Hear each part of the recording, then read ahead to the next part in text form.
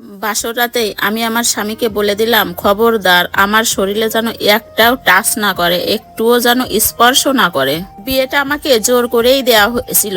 বাবা মায়ের চাপে, পরিবারের মুখের দিকে তাকিয়ে বিয়েটা আমি বাধ্য হয়েই করেছিলাম। বিয়ের দিন রাতে আমার স্বামী যখন রুমে আসে তখন আমি ভয়ে কাঁপতেছিলাম। এই অবস্থা আমার সে দেখে ভাবে কি মনে হয় আমি আমার পরিবারের জন্য কাঁদছি, কিন্তু বিয়ের আগে সে আমাকে কখনো দেখিনি, আমিও তাকে দেখিনি। আমাদের সামনাসামনি কিন্তু কথা হয়নি, এমনকি ছবিটাও তার আমিও দেখিনি, আমাকেও সে দেখিনি। বিয়ের দিন রাতে আমি তাকে দেখলাম, সে অনেক কালো এবং মোটা। এটা দেখে আমার মন ভেঙে যায়। আমার স্বামীকে দেখে আমার গার ভিতর ঘিন ঘিন করে ওঠে। আমি কলেজের ছিলাম সবার ক্রাশ, আর এখন এই স্বামীকে আমি বিয়ে করেছি, আমার এটা ভাবতেই খারাপ লাগছে। আর আমার কপালে এমন একজন স্বামী জুটবে আমি কল্পনাও করতে পারিনি। বললাম, খবরদার আমাকে এক ফোঁটো স্পর্শ করবেন না। অবাক হলাম, সে কিছু না বলেই ফ্লোরে শুয়ে পড়ল।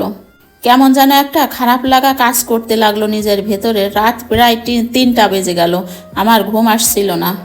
হঠাৎ শুনতে পেলাম কে যেন কান্না করছে, বুঝতে আর আমার বাকি রইল না। তখন প্রচণ্ড মেজাজ খারাপ হচ্ছিল আমার। পুরুষ হয়ে নেকা কান্না, কাঁদবে কেন? জিজ্ঞাসা করলাম, কি হয়েছে তোমার? আবারও জিজ্ঞাসা করলাম, কি হয়েছে, কাঁদছেন কেন? কোনো উত্তর নাই। তারপর বিছানা থেকে উঠে দাঁড়িয়ে তার কাছে গিয়ে জিজ্ঞাসা করলাম, কান্না করার কি আছে? আমি কখনো রিলেশন করি নাই, করার চেষ্টাও করি নাই, কারণ আমি জানতাম আমাকে কেউ পছন্দ করবে না।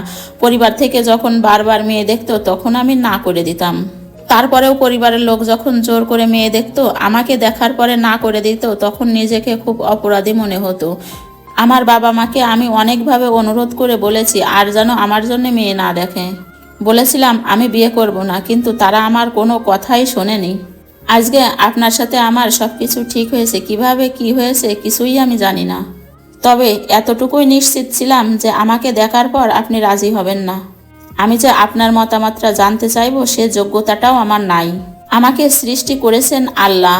এখানে আমি কালো, আমার এখানে কোনো দোষ নাই। তবুও অনেক কিছুই আমাকে শুনতে হয়। এখানে আমার কোনো দোষ নেই, তবুও আমাকেই কত কথা শুনতে হচ্ছে। ওনার মুখে এমন কথা শুনে আমার কেমন জানি একটা মায়া কাজ করলো। তবে তখনও তাকে আমি মেনে নিতে পারি নাই।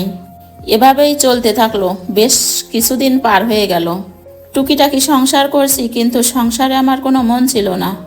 আমার বন্ধুবান্ধবী অনেকেই আমার স্বামীকে দেখতে চেত, কিন্তু আমি লজ্জায় তাদের দেখাতাম না। ভাবতাম ওনার সঙ্গে আমার যায় না। হঠাৎ একদিন শুনতে পেলাম আমার কাজিনের ডিভোর্স হয়ে যাচ্ছে। কিন্তু ওরা তো ভালোবেসে বিয়ে করেছিল। ওর হাজবেন্ড মাশাআল্লাহ কি যে সুন্দর, যেমন উঁচু লম্বা তেমন হ্যান্ডসাম। এদিকে আমার কাজিন দেখতে অনেক সুন্দর, কিন্তু ডিভোর্সটা কেন হবে? পরবর্তীতে জানতে পারলাম ওর স্বামী ওকে প্রায় অত্যাচার করতো। এই সমস্ত ভাবতে ভাবতে আমি ডিপ্রেশনে চলে যাই, এতটাই অসুস্থ হয়ে যাই। হাসপাতালে অ্যাডমিট করতে হয়। যেদিন আমাকে হাসপাতালে নিয়ে যাওয়া হয় সেদিন পুরো একটা রাত আমার স্বামী না ঘুমিয়ে আমার পাশে বসেছিল। ওনাকে একবার বলেই দিলাম আমার পাশে বসার দরকার নেই, আপনি যে ঘুমান। উনি কোনো উত্তর না দিয়ে আমার পাশে বসে রইল। আমি আর কিছু বললাম না। আমার অক্সিজেন লেভেল কমে গেছিল। প্রায় 12 ঘন্টা মতো মৃত্যুর সাথে ফাইট করেছিলাম আমি। যখন স্বাভাবিক হই তখন চোখ খুলে দেখি চোখের সামনে সবাইকে পাশে পেয়ে ভালো লাগলো, কিন্তু খেয়াল করলাম আমার স্বামী বাচ্চাদের মতো কাঁদছে।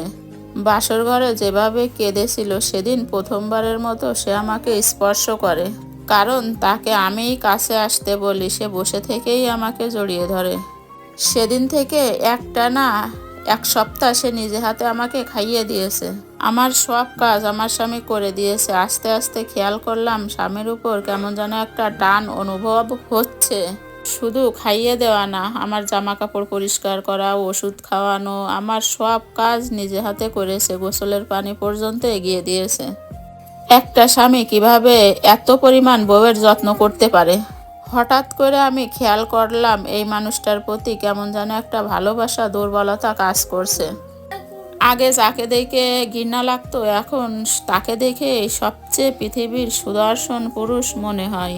সেদিন যখন আমার হাজবেন্ড আমাকে খাইয়ে দিচ্ছিল তখন তার হাত থেকে প্লেটটা নিয়ে আমি নিজেই খাওয়া শুরু করি। তখন দেখলাম সে কিছুটা মন খারাপ করে নিজেই চলে যাচ্ছে। আমি মুচকি হেসে দিয়ে বললাম, কোথায় যাচ্ছেন? এদিকে আসেন। বললে এদিকে আসার পর আমি তাকে খাইয়ে দিয়েছিলাম, সেদিন সে আবারও কান্না করে দিয়েছে। এই মানুষটা যে এত পরিমাণ কাঁদে, শুধু কাঁদতেই থাকে। তখন আমি তাকে চোখ রাঙিয়ে বললাম, আজকের পর থেকে যদি কোনোদিন আমি কাঁদতে দেখি তাহলে রেখে চলে যাব। দেখতে দেখতে সংসার জীবনে আমার 1টা বছর পার হলো। এই 1টা বছরে কোনোদিন আমি দেখিনি সে আমাকে একটা বাজে কথা বলেছে, ধমক দিয়েছে, সবসময় আমাকে ভালোবেসে আগলে রেখেছে। মহান আল্লাহর কাছে প্রার্থনা করি কি সবশেষে একটাই কথা বলবো যে সুদর্শন পুরুষের থেকে দায়িত্ববান পুরুষ বা স্বামী অনেক ভালো। তাই বলি কি সবাই সুদর্শন না খুঁজে দায়িত্ববান, কেয়ারিং এবং যে ভালোবাসে নিজেকে আলগিয়ে কাছে রাখবে সেরকম কাউকে খুঁজবো বা চুজ করব। ভালো থাকবেন, আল্লাহ হাফেজ। পরবর্তী ভিডিও নিয়ে আসবো।